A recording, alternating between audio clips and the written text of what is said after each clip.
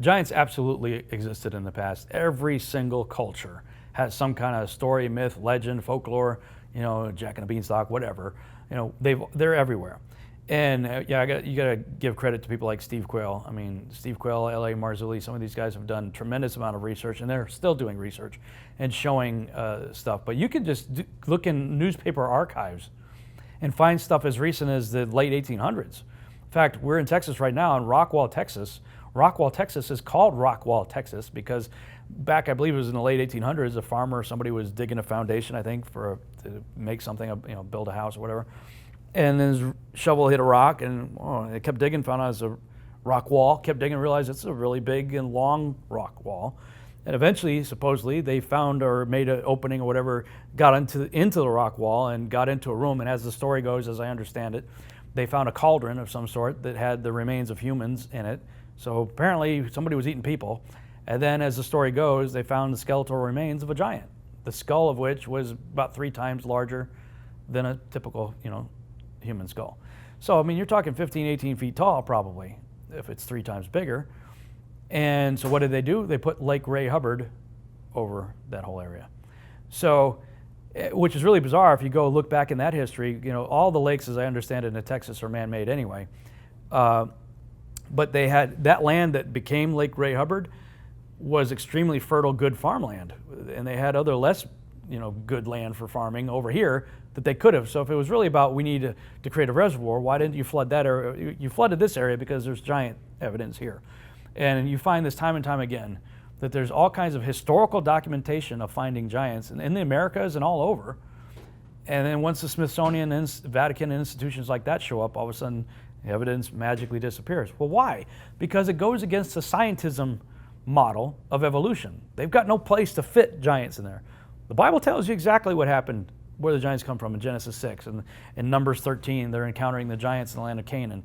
And Joshua and the Israelites came into the land, and there was basically a giant holocaust, a holocaust of giants, and a diaspora of giants. They didn't get all of them. The ones they didn't get took off. And there's evidence of giants all over the world where they dispersed to. So giants is just one of those things that proves the biblical narrative that scientism doesn't want to have anything to do with.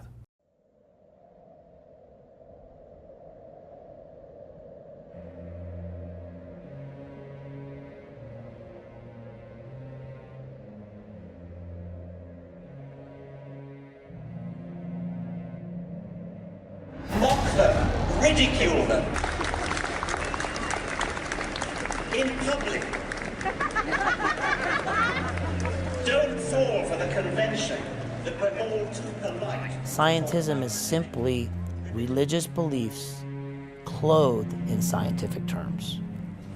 They have a belief system that they are starting with, and they're doing everything they can to force science into agreement with that belief system. If the erosion rates were true, going back millions of years, these tracks should be disappeared millions of years ago, but they're not.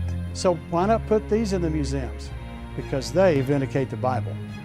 Don't tell me my theory is religious and yours is science. Oh no, sir, they're both religious. Evolution is a religion, so you have to believe. Mainstream media, when it begins to push a scientific agenda, it consistently is leading people 180 degrees away from Scripture and a personal relationship with our Creator. Science is a philosophy of discovery. Intelligent design is a philosophy of ignorance. That's all. And so this is the next step of what we see as the strong delusion. We despise him. You're being indoctrinated. You have to answer the questions a certain way or you're going to get an F. Do you get your cosmology from the Bible and what you can observe, or do you get it from these people who admit it is a religion, it is a belief system, it is esoteric philosophy? The world is going to gather together to make war with God. It's scientism versus God. That's what's going on. You and I are descendants of Martians. Okay, and that's not crazy. And that's not crazy? If we are faced with a common enemy in outer space, it would indeed help to unite the Earth. If a non-rotating flat Earth does not exist, why would you even use the phrase? Why would you even say that? Celebrate Truth presents a flat-out truth production. Coming this fall, the journey continues of the biggest deception in the entire world.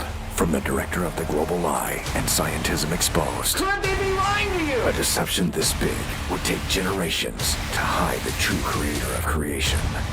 Scientism Exposed 2, a Robbie Davidson film. How do you prove a black hole?